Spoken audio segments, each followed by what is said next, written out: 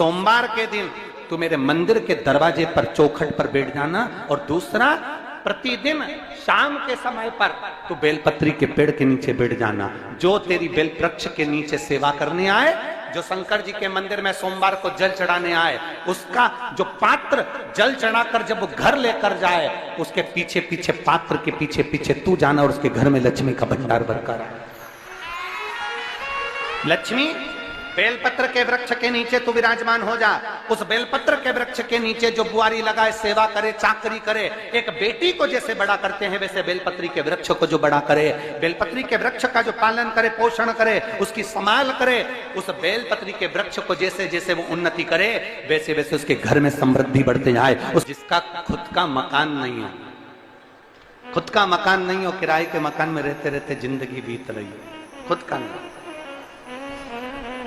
और बहुत दुख का जीवन चल रहा हो, बहुत कष्ट का जीवन, बहुत अपना खुद का कोई मकान नहीं, मान लो प्लाट है पर मकान बन नहीं रहा, या कोई प्रॉपर्टी अपनी नहीं बन रही, तो हम इस व्यासपीठ से कहना चाहेंगे कि एक प्रयोग अवश्य करिएगा, एक प्रयोग अवश्य। अपने आसपास के 5-6 बेलपत्र के वृक्ष देख लीजिए, अपने आसपास के नजदीक के 5-6 बेलपत्र के बड़े बड़े वृक्ष देख लो, या छोटे वृक्ष देख लो।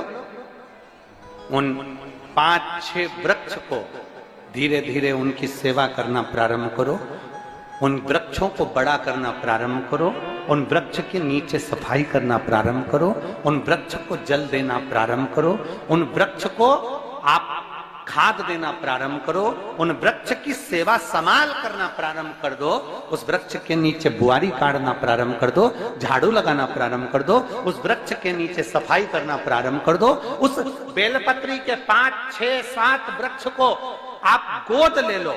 गोद लेना मतलब मैं इसकी सेवा करूंगा, मैं इसमें जल दूंगा, मैं इसके खाद दूंगा, मैं इसकी सेवा करूंगा, कुछ मत करो, बस केवल इस शरीर से उस बेलपत्र के वृक्ष की सेवा करना रोज प्रारंभ कर दो। 6 महीना इंतजार करना और 6 महीना लगातार सेवा करना, 7वां महीना आपका और हमारा, और बताना कि भोलेनाथ ने प्रॉपर्टी दिलाई कि नहीं दिलाई और आगे बढ़ा है।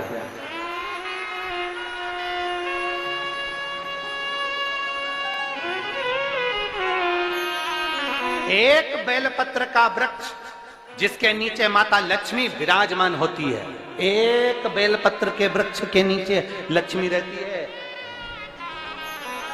दुनिया के लोग कहते हैं लक्ष्मी जी का दिन कौन सा है, बोलो जम के जल्दी से।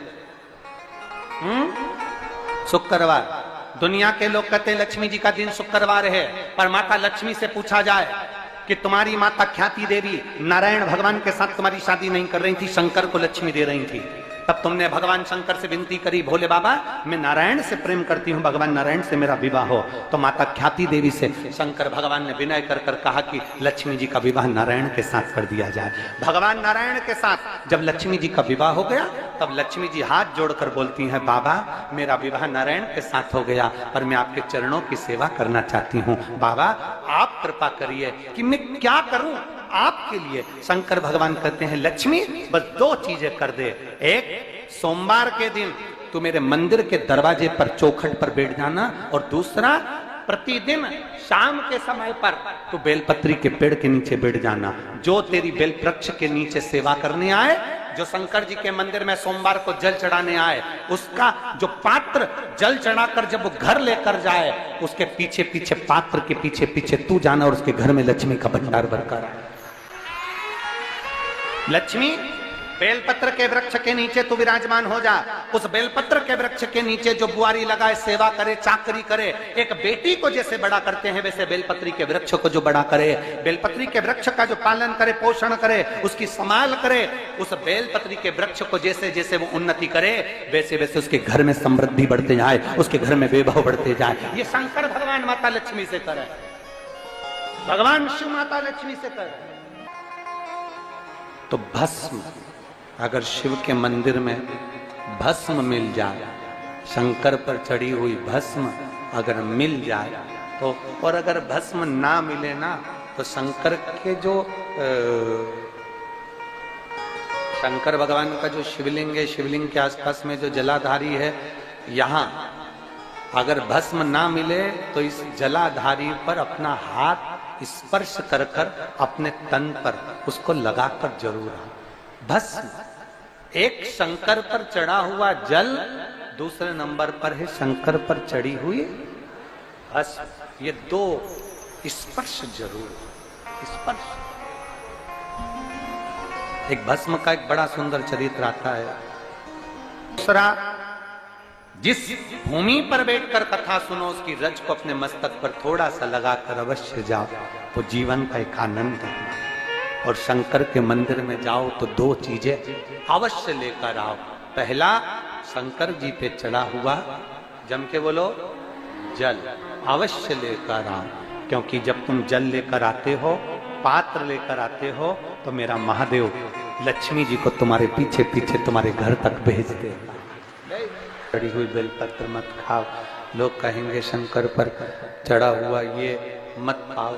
हम इस व्यासपीठ से निवेदन करना चाहेंगे कि आप अगर दिल रखकर अपने बाबा से कहोगे ना, तो बाबा पर चढ़ा हुआ जो जल है ना, वो जल साधारण नहीं रहता। मेरा भोलेनाथ जब दुनिया को अमृत देता है तो तुमको भी अमृत दे देता है। दो चीजें कभी मत छोड़ो। अगर मंदिर में गए हो तो दो चीजें कभी मत छोड़ो। कथा में गए हो तो दो चीजें कभी मत छोड़ो। एक, कथा श्रवण करना। दूसरा, जहां कथा बैठकर सुनते हैं वहां की रज को अपने मस्तक पर लगाना। कथा सुनने के बाद आप यहां से जाओ, भले दरी बिछी है, आसन बिछा है, कारपेट बिछा है, उस पर अपना हाथ फेर कर उस रज को अपने मस्तक पर जरूर लगाओ। क्योंकि शिव पुराण में, भागवत पुराण में, स्कंद पुराण में, कुर्म पुराण में, नर्मदा पुराण में, लिंग पुराण में, नारद पुराण में, ब्रह्म वैवर्त पुराण में, जितनी भी पुराणे हैं, सब पुराणों में लिखा है कि जिस स्थान पर बैठकर हम भगवान की कथा को सुनते हैं, उनको याद करते हैं, जितनी देर हम उनको याद करते हैं उतनी देर वो परमात्मा उस स्थान पर बैठा हुआ रहता है। हाथ रखकर बोलना, शंकर भगवान से तुम्हारा रिश्ता कौन सा? शिव जी से आपका कौन सा रिश्ता?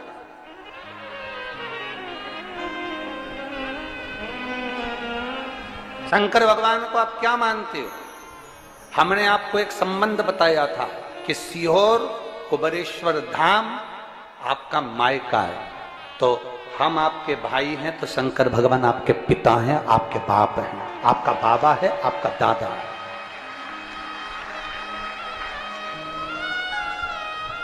अब आपसे हम प्रश्न करें, उत्तर मेरी कुरुत की बहनें भी देंगी और मेरे जीजा उन भी देंगे और मेरी बेटियां और मेरे बेटे देंगे उत्तर। आपसे प्रश्न करें, अगर बेटी को दुख होगा तो क्या वो अपने बाप से नहीं कहेगी? बोलो तो जम के। बेटी को तकलीफ है, वो अपने बाप से ना कहेगी। बेटे को तकलीफ है तो वो अपने पिता से, अपनी मां से नहीं कहेगा, मम्मी मुझे ये तकलीफ है, पापा मुझे ये दुख है, मां मुझे ये तकलीफ है, पिताजी मुझे ये कष्ट है। क्या वो अपने माँ बाप से नहीं कहेंगे? क्या वो अपने माँ बाप से विनय नहीं करेंगे? और माँ, पिता, फिर उसके करीब में, उसके नजदीक में जो भी होता है वो माँ बाप निकाल कर उसको दे देते हैं, माता पिता उसको दे देते हैं। माता लोग कहते हैं कि शंकर जी पे चढ़ा हुआ जल मत पियो, लोग कह देते हैं शंकर जी पे चढ़ी हुई बेलपत्र मत खाओ। कोई इस बहन से पूछे, सुनीता सोनी से, कि शंकर पर चढ़े हुए जल से उसकी गांठ जो डबल से उसके शरीर में आ गई थी वो समाप्त हो गई, तो जरा विश्वास करिएगा कि एक बेटी अपने माँ बाप से ही तो कहेगी, और बाप के पास में जो होगा वही तो अपनी बेटी को देगा दुख को मिटाने के लिए। तो मेरे शंकर भगवान के पास तो उसका चढ़ा हुआ जल है। दूसरा, जिस भूमि पर बैठकर कथा सुनो उसकी रज को अपने मस्तक पर थोड़ा सा लगाकर अवश्य जाओ, वो जीवन का एक आनंद है। और शंकर के मंदिर में जाओ तो दो चीजें अवश्य लेकर आओ। पहला, शंकर जी पे चढ़ा हुआ जम के बोलो, जल अवश्य लेकर आओ, क्योंकि जब तुम जल लेकर आते हो, पात्र लेकर आते हो, तो मेरा महादेव लक्ष्मी जी को तुम्हारे पीछे पीछे तुम्हारे घर तक भेजते हैं। दो चीजें लेकर अवश्य आओ, और शिव पुराण में जाओ तो दो चीजें लेकर अवश्य जाओ। पहले नंबर पर शंकर की कथा और अपने अंदर विश्वास कि मेरे महादेव की मैंने कथा सुनी है, अब मैं भटकूंगी नहीं। सारी दुनिया में मैंने ठोकर खा ली, अब कहीं ठोकर नहीं खाऊंगी, अब तो दरवाजे पर महादेव के जाऊंगी, बाकी के कह।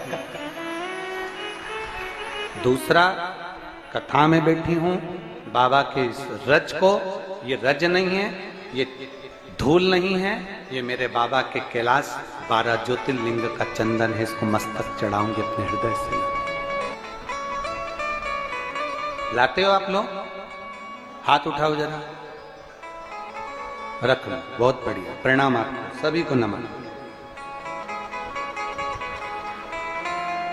2 बूंद जल लेकर आओ, परला। नहीं पियो तो उस जल को अपने घर में छींट दो।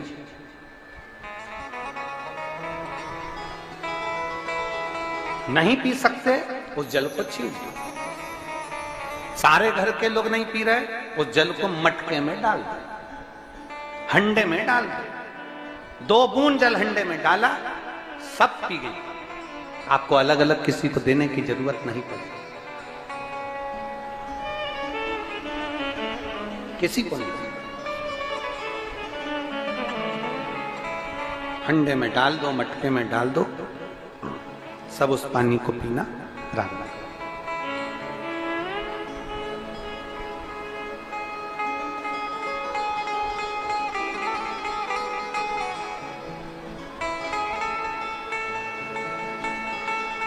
उस जल के महत्व को जो बच्चों का दर्द नहीं देख सकते, जब माता पिता अपने बच्चों का दर्द नहीं देख सकते, तो देव अधिदेव महादेव तुम्हारा दर्द कैसे देखेंगे? वो भी तो काटेंगे तुमको, वो भी तो कष्ट मिटाएंगे। 2 चीजें कथा में जाकर ले।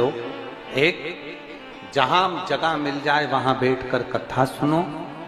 धूप लगे, पंडालों की इतनी व्यवस्था नहीं हो पाती है, पंडाल लगाने वाले, टेंट लगाने वाले टेंट लगा लगा के थक जाते हैं, तो अपने साथ एक छाता लेकर चलो। 2 पानी की जम के बोलो जरा, बोतल, बिछाने की दरी अपने साथ लेकर चलो। लोगों ने उमा महेश की कथा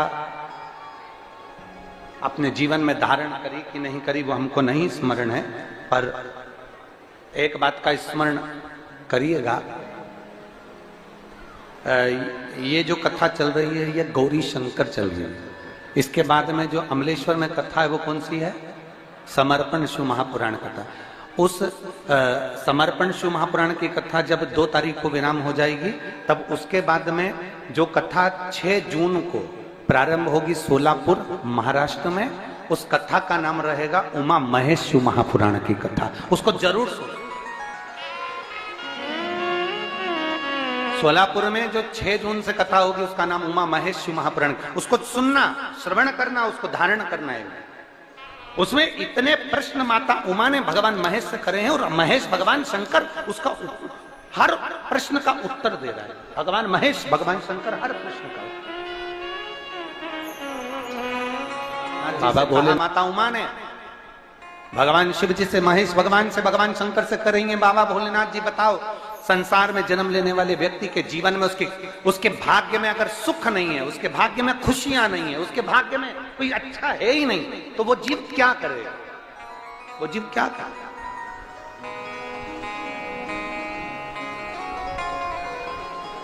भगवान शंकर कह रहे हैं, पार्वती, संसार में जन्म लेने वाला मनुष्य अगर उसके भाग्य में सुख नहीं, उसके भाग्य में अगर खुशियां नहीं है, उसके भाग्य में अगर सुख नहीं है, उसके भाग्य में अगर अच्छा नहीं है, पत्रिका दिखा ली सुख नहीं है, कार्य कर कर देख लिया सुख नहीं है, तकलीफ उसकी जिंदगी में चल ही चल रही है, तो भगवान शंकर कहते हैं, भगवान महेश कहते हैं, उमा, उस मनुष्य को दूसरे का अच्छा करना प्रारंभ कर देना चाहिए, तो उसकी अच्छाई अपने आप सामने आना प्रारंभ